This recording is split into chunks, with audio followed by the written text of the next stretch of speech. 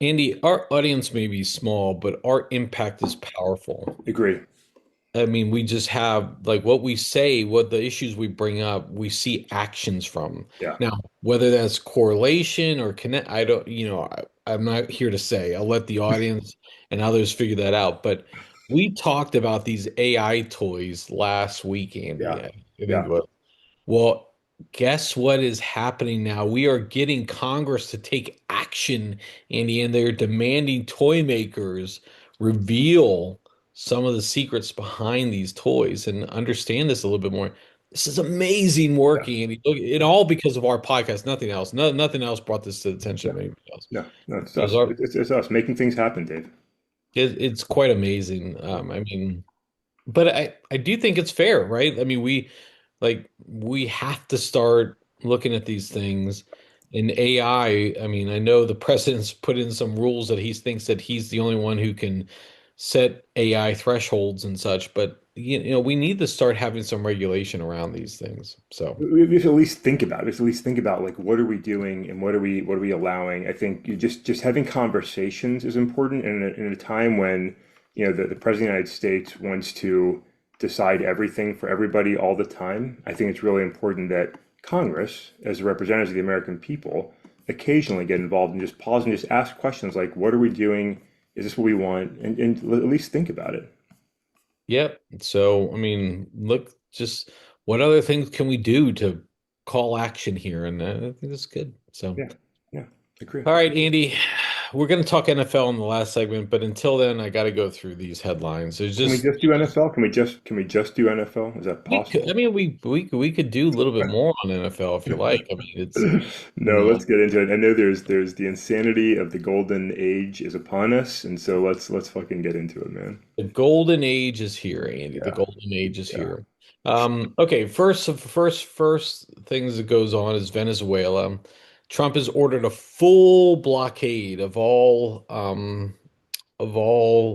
oil tankers connected to unsanctioned oil tankers, I'll say. yeah.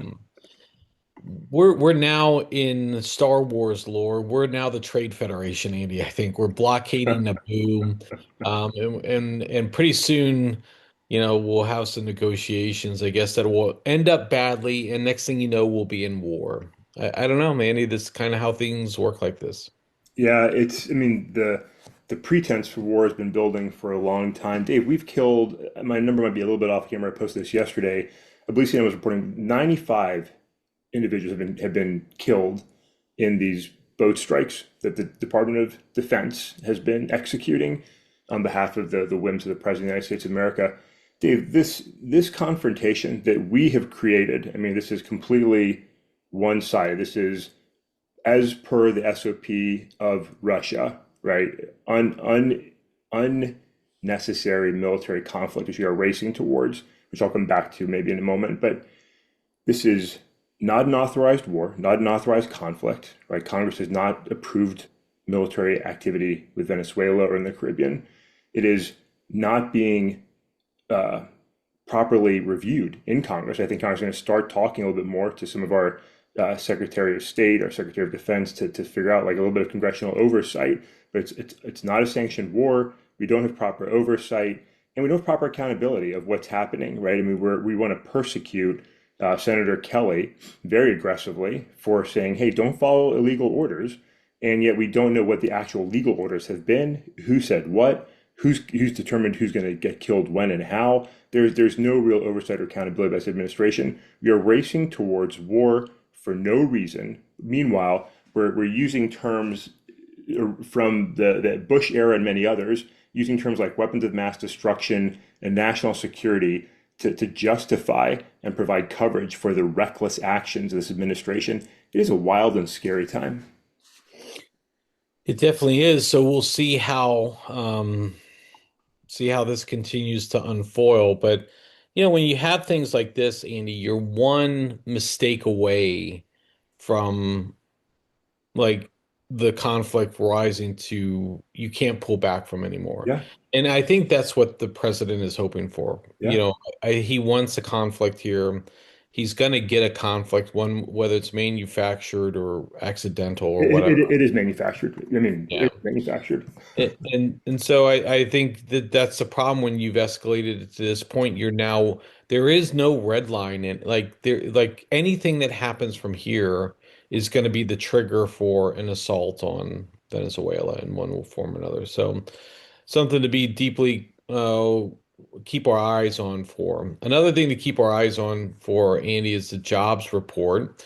It came out yesterday. The job statistics showed that the U.S. shed 105,000 jobs in October, added 64,000 in November. That's probably going to change a little bit because I'm not really sure where the ads come in on that front. But the concerning things are a couple areas here. There were only job creation has effectively slowed. It's been that way for 6 months now, I guess since about April, May timeframe. Job creation is really slowing down, and it's only in two sectors, healthcare and social services, which makes sense. Healthcare being that's where we have the old generations now are at that age where they need a lot of healthcare. Yeah. And social services, because again, more people need support, there's going to be a rise in those areas. So we have a lot of those things. And another thing here, factory jobs continued to disappear from this country. What? But I thought we were going to bring everything back to America. I know, Andy, I know that's what we thought, but I mean, when you dream those things, it doesn't mean it's actually going to become reality, I guess. But manufacturing jobs continue to decline. The the economy just isn't really that great. And you have teen unemployment is surging, black unemployment is surging. These are underlying data points in the president's own job. This is his hand-picked successor, so he can't say that the job report numbers are bad. This economy sucks right now, and we're on track, Andy, for the um, biggest shopping spending during the holiday season. But you can't rely on that. Things cost more, Andy. That's why we're going to spend more Yeah. on that. The other thing I find concerning here is like the president keeps touting, and the vice president said it yesterday, but your wages increased 4.2%, which outpaced inflation. Wages that is true. Wages are increasing, but like bigger paychecks is not the result of the president. Bad economy, yeah, I'm sorry, it's his policies. Yeah, I mean it is, and what's truly remarkable is for a president that since he first decided to run for office, has been so insistent that he can fix everything, Yeah. assure the American people that on day one he's going to lower prices, end wars, bring prosperity, right? And he conditioned the American people to have zero patience and tolerance, right? During Joe Biden's administration, Joe Biden also was saying, "Hey, the economy is going to get better. He's got to give me time to let things, develop and mature." And Trump was adamant that this is nonsense. We need results now. And when he's elected on day one, prices will come down. And they're not. And they're not. And now the president, echoing Joe Biden, whom with there are a lot of similarities, right? From a mental health standpoint and an actual functionality standpoint, a lot of similarities. But as this president now says, hey, just be patient. You wait till 2026. The economy is going to be booming. Right now, he's the one asking for more time. He's the one asking for patience, understanding. He's the one saying it's going to get better later when everything that I've been trying to do gets in place. Every indication is the economy is getting worse and looking to get worse under this president. Unemployment is up, prices are up, tariffs suck, people are getting laid off, people can't find jobs.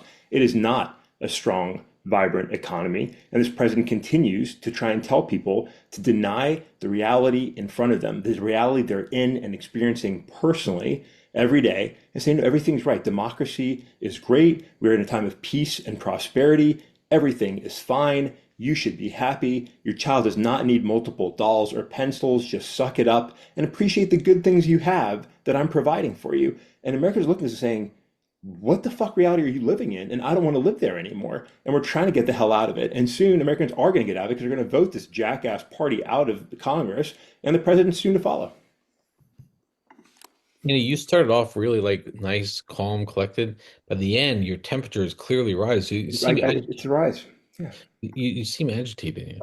I get agitated, Dave. Anytime I have to speak about this bunch of fuckos, anytime you open this can of jackassery and start talking about these guys, it's hard not to get animated. I mean, it's just what this administration is asking of the American people. Dave, I'm going to go back for a second because on this note, like have to reiterate this. As the president says things and does things that are completely revolting, right? We move past them quickly because there's a new thing tomorrow that's equally disgusting and heinous.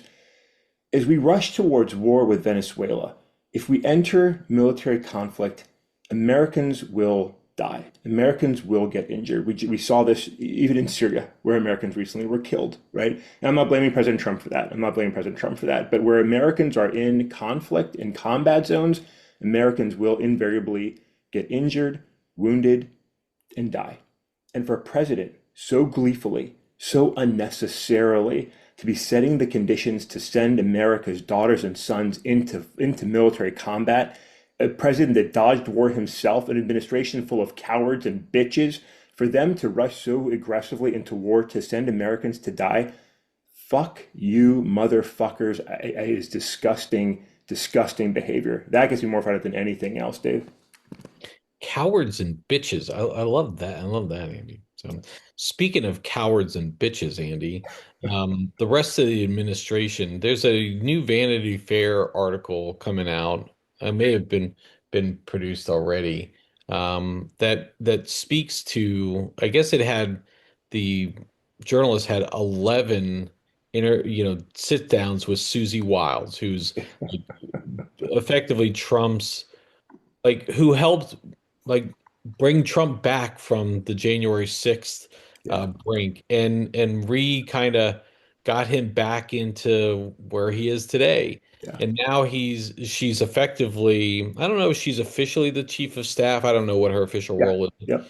Anyway, so she's, the gatekeeper for all things Trump. And clearly she's lost her mojo because she can't control what Trump is doing anymore, especially at 2 o'clock in the morning where he just fires off random tweets. Did you know we're going to have an address to the nation? Well, you would have if you were up at 2 o'clock in the morning. Anyways, Andy, um, so she publishes this real, I mean, how is she even allowed to speak to somebody 11 times, which is a mind-boggling, but she's revealed a lot of what we Yeah, know. she didn't know it was on the record, apparently. She didn't know it was on the record. I'm going to just talk to a journalist and I'm just going to share things, but like 11 times. fucking shit. But like here, full transparency, she's honest. Yeah. Trump is vindictive. Trump is like people in his administration said, don't do the tariffs. Trump, like JD Vance is a fucking hypocrite because he's only saying what he thinks people want to say. I mean, all of these things about the administration and it's not like they hid from them because they took these pictures in in positions. It's fucking like this is buffoonery is what this is at the highest level. I don't know any, but again, now the administration is in full fucking attack mode against Vanity Fair and how disingenuous they were and how they exploited this old lady, and all this other stuff. I mean, you sit down with a journalist one time, assume it's on the record. You sit down 5, 10, 11 times. Like in my mind, just like the cartoon imagery of this like nonsense. Like when I was a kid, I had an old Fisher Price tape recorder, this massive white thing with big colorful keys for kids, right? Red and yellow and blue and green. You could like click, record, and there's like I imagine it being as I mean, like I don't think the reporter wasn't wearing a wire, right? This wasn't like a secret recording. The journalist spoke to her multiple times. I'm sure she was aware, but in the madness that consumes the Trump administration, I don't think maybe she didn't realize it. Maybe she genuinely didn't realize it. Or maybe she did. Maybe she's at a point where she's recognizing this is a shit show. Maybe she's sabotaging things deliberately. I don't know. I don't care. But she's just saying what everybody else knows already anyway. It's just so funny to hear it coming from inside the house, right? We all have issues going on in our own families and homes. That's part of reality for everybody. We don't always share that with the neighbors on the street. So she just came out. She decided to come out in her bathrobe, piss on the lawn and let everybody know what's going on inside the house. And I fucking love it. I love it. Thank you, Susie Wiles, for your morning piss on the lawn. It's great. It's great. You're giving me a lot of headline titles for this pod. Pissing on the lawn, bitches and cowards. We're like we get all sorts of crazy things. I Yeah, think look, we do. like one time, like you can say, yeah, look, well, I was having lunch with them, and like things I said there were not supposed to be on the record, and blah blah blah. 11 times in the White House, mind you, like these are pictures from inside the White House. Yeah. This is not like we're hiding behind bushes with poking out a little microphone from the bush and said, "Oh, I caught something." No, they're sharing their honest opinions. And you bring up an interesting point. Maybe this is Susie Wild saying, like, look, I need to save my name out of all of this and not go down with this fucking ship because these assholes, like, I mean, and Caroline Levitt, puppet master Great. herself. She's Yeah. fucking, I tell you what. So, but by the way, she's denying she had the MAGA face uplift, even though like you can clearly show like is like fucking Caroline Levitt before, Caroline Levitt after, Christy Nome before, No, Christy Nome they're after. just working out, man. They're just working out. When you work out, invariably your cheeks get tighter, your forehead gets tighter. It's part of the process, Dave. Why do you think I lift weights? It's to keep my Get a face little puffier, showcase those little things. Um, so remarkably full of shit. And again, it's one of those things like why lie? Like who cares if you have plastic surgery? Fucking just you had plastic surgery. Like it's fine. Like if that's what you wanted to do, that's fine. If you want to be part of the in MAGA DC crowd and get your shit tucked and pulled and like that's the fucking lip fine. injection too, because when you're sucking balls and stuff, you got to have those big fat lips. Then JD better be getting some lip injections because that guy's got balls in his mouth all the fucking time, man. So Oh, fucking, this is great. This is great. Andy, we didn't talk about Trump's True Social post about Reiner the other day, which is just fucking embarrassing, yeah, disgusting as all disgusting, get out. despicable. Whereas everybody's giving, look, Rob Reiner was a film icon. Like he was a great actor.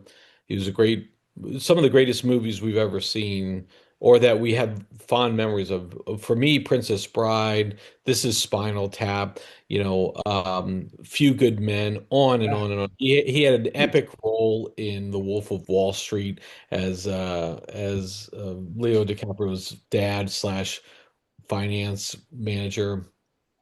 Great stuff. And everybody is showering with the right things. And here is Trump coming out and talking about Trump derangement syndrome and how he was killed because of his beliefs Yeah. and such. And it's fucking embarrassing, Andy. It's unbelievable. I'll share a couple of the president's fine True Social posts in the image I'll share on my posts on Blue Sky later. But like this president is consumed with everything being about him, right? Hmm. Everything is about him. The tragedy. I mean, this is a tragedy no matter how it unfolded. But from all indications, Rob Reiner's son mentally not well. There seems to have been some kind of confrontation earlier in the evening at a party.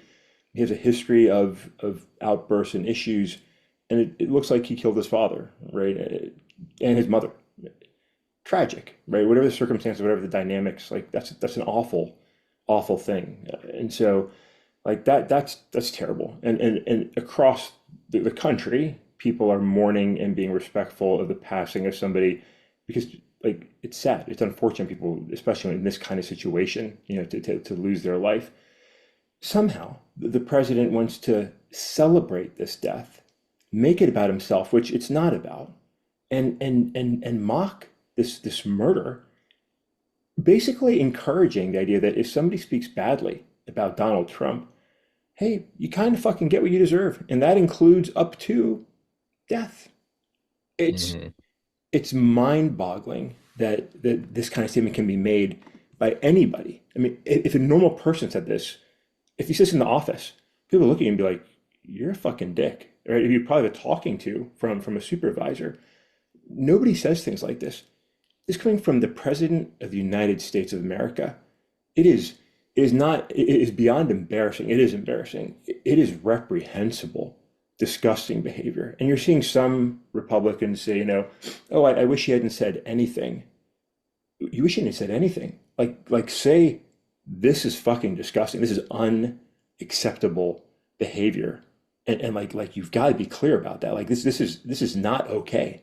And because this guy's a fucking dick, we move on to the next thing because now we're rushing towards war with Venezuela, right? Like we can't keep up with the endless bullshit coming out of this madman's mouth.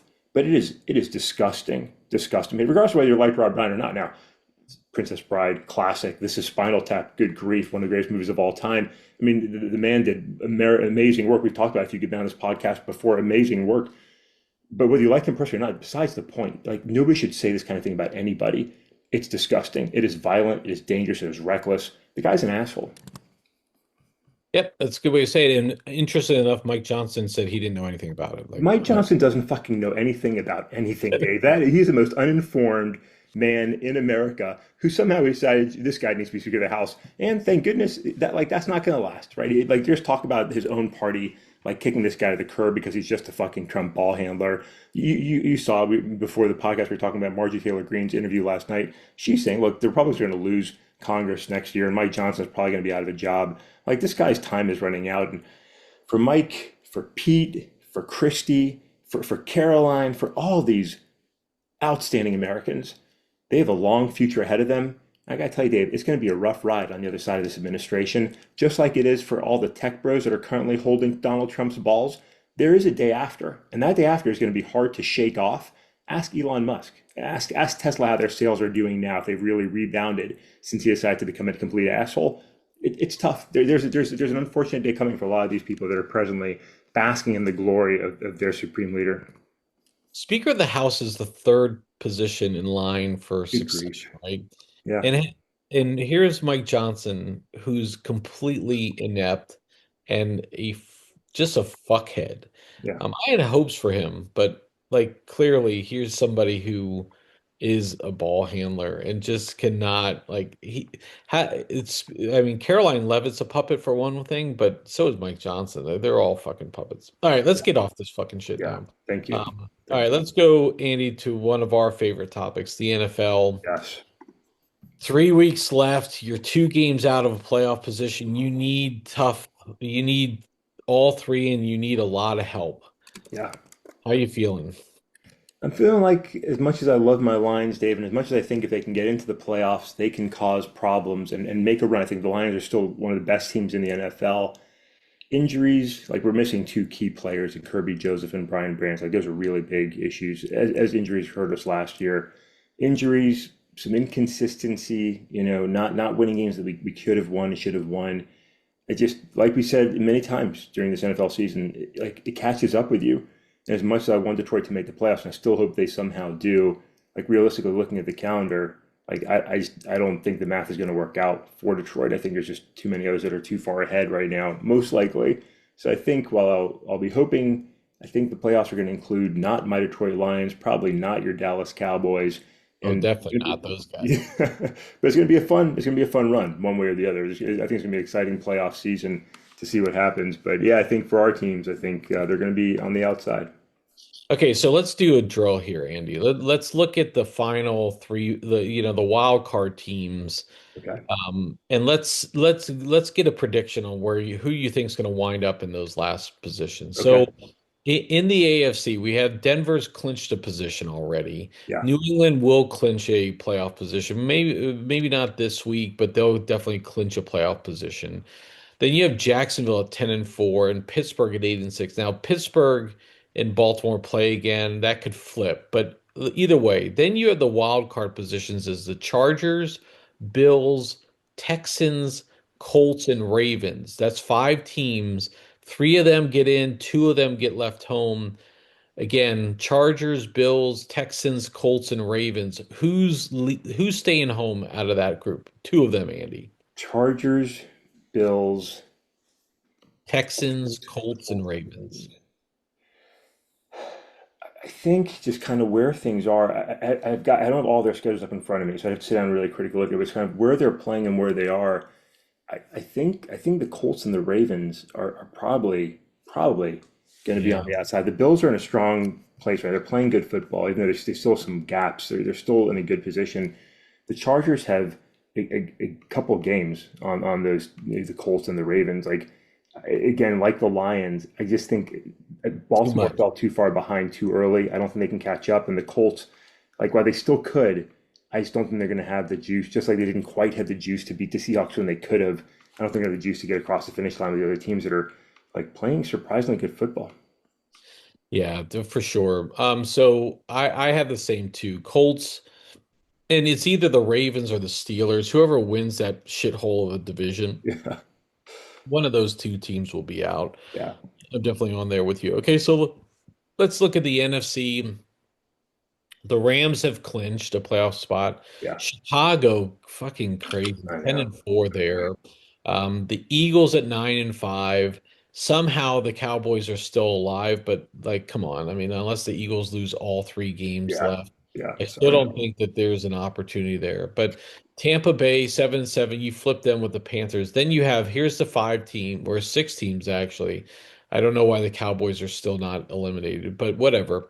The Seahawks, Niners, Packers, Lions, Panthers, Cowboys. Yeah, You have those teams.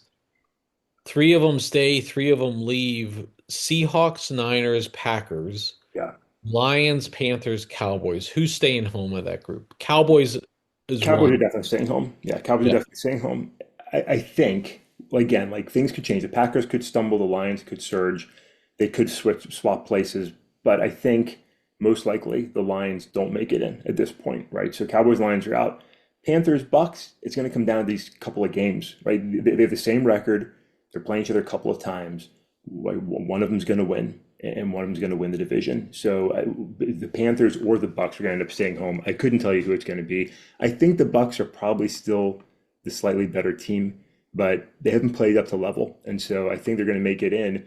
But we don't know. And then like the Niners and the Bears, their records, as we knew from week one, were going to be good this season because their schedules are a fucking joke, and they're both playing pretty good football. So they're gonna make it in like without a doubt. So the Bears probably win the North, could still stumble, but probably win the North. I think that the Packers will hold on, and so I think it's going to be the Lions, the Cowboys, and one of those two NFC South teams that just don't make it in. I don't want to give your team hope, Andy, but I'm going to right now. Please do. Please give me some hope. The Bears' last three games are the Packers, Niners, and Lions. Yeah, All of those teams need desperately to win. So the Bears are not going to have an easy game the rest of the way here. yeah, Um, I know the Packers are hurting in a lot of ways. They've got depleted rosters and such. But, if the if if they lose those three games and the Lions win their final three yeah. games, there's your pathway there. And so I'm with you here. Like the Cowboys are definitely out. Panthers and Buccaneers, one of those is out. It could be the Bears, even though they're right now sitting in the position. It could be the Bears, Andy. So It could be. And look, like, as a Lions fan, like there's a lot to love about the city of Chicago, especially right now to stand with the city of Chicago. But as a Lions fan, like I would love to see the Bears stumble and not make it. It would be just absolutely glorious, right, for that to happen. And I am hopeful. Like I think I'm trying to temper down my own hopes and expectations because I'm preparing myself for this. like But a true again, like fan, like a true yeah, fan. but I would love it. I would love to see that reality come together and see Detroit make the playoffs and the Bears fall out. Like that would be absolutely amazing. Well, let's see how it plays out. We usually cover our top five, bottom one this time. We'll do that on Friday. We have a huge game though tomorrow night, Andy. Seattle versus the Rams. Yeah. That was a great game the first time. Seattle missed the kick at the, I think, I can't, whatever. There was a great game in the first place. Seattle. Uh, there were a lot of mistakes in that game for Seattle. LA, the Rams are playing great. So it's going to be a good one. Any thoughts on that game?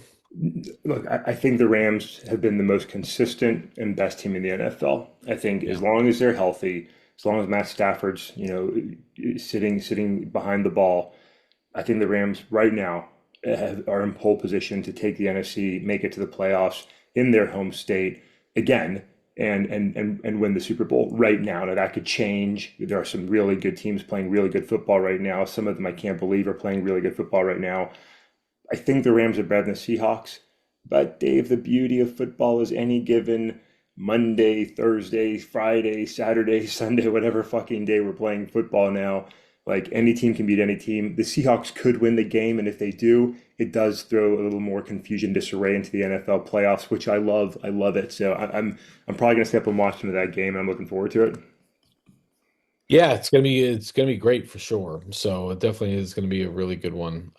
Okay, Andy, I think that's gonna wrap us up for a Friday or Friday. I'm getting ahead of me. Good wrapping us up for a Wednesday. Looking good. Did a good run through of things. It's we'll try to have our holiday festive spirit in mind for next week or Yeah. for the end of this week and next week. So maybe we'll think of some fun things to do about the holidays. Yeah, yeah. Well, maybe our gift to America will be not discussing this president, but I doubt that's possible because who knows what we'll be doing next week. So, Dave, thanks Yeah. for leading us through it. It's a journey into madness every morning, but that's where we are in 2025. Looking forward to a new year and maybe better days ahead. I am comforted in knowing that I'm going on this journey with you and our listeners, Andy. That's So, right. That's right. That's right. all right, with that, I'll catch up with you on Friday.